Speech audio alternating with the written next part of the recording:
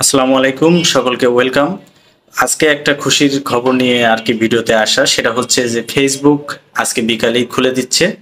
তো আপনারা এতদিন পর্যন্ত যারা ফেসবুক ব্যবহার করতে পারেননি, তারা সবাই এখন থেকে ভিপিএন ছাড়াই ফেসবুক ব্যবহার করতে পারবেন। অর্থাৎ আগে যেমন আপনারা ফেসবুক ব্যবহার করতেন ঠিক তেমনটাই।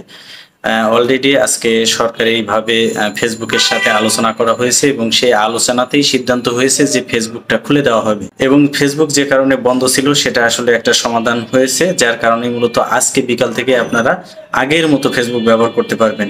এখন থেকে কোনো ধরনের কোনো ভিপিএন আর ব্যবহার করা লাগবে না। আপনারা আগের মতো ঠিক যেভাবে ফেসবুকে পেজে ভিডিও দিতেন বা ফেসবুক প্রোফাইল চেঞ্জ করতেন বা ভিডিও দিতেন, একইভাবে কোনো ধরনের কোনো সমস্যা ছাড়াই একেবারে আগের মতোই ফেসবুকটা ব্যবহার করতে পারবেন। তো এটা আসলে বিকালে চালু হবে, কয়টার সময় চালু হবে সেটা আমরা পরবর্তীতে জানিয়ে দিব, কিন্তু বিকালেই চালু হবে, এটা অলরেডি সিদ্ধান্ত হয়ে গেছে।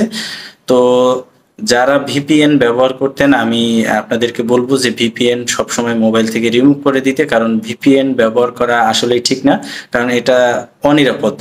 যেহেতু আমরা ফ্রি ভিপিএন ব্যবহার করি, এটা একেবারে অনিরাপদ। এ কারণে আপনারা চেষ্টা করবেন ভিপিএন ব্যবহার না করার।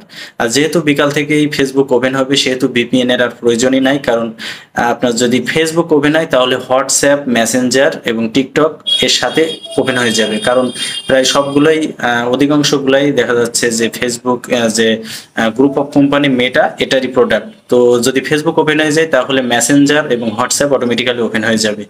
তো যারা এতদিন পর্যন্ত অপেক্ষায় ছিলেন বা ফেসবুক ব্যবহার করতে পারেননি, এটা তাদের জন্য বড় একটা সুখবর আমি মনে করি। তো বিকাল থেকে আপনারা এটা ব্যবহার করতে পারবেন। ভিডিওটি অবশ্যই শেয়ার করবেন, তাহলে অনেকেই কিন্তু জানতে পারবে যে ফেসবুকটা কখন থেকে চালু হচ্ছে। তো ভিডিওটি অবশ্যই শেয়ার করবেন, আপনার মাধ্যমে কিন্তু আরেকজন এটা জানতে পারবে যে বিকালেই ফেসবুকটা ওপেন হচ্ছে। তো আজকে ভিডিও পর্যন্তই, ধন্যবাদ।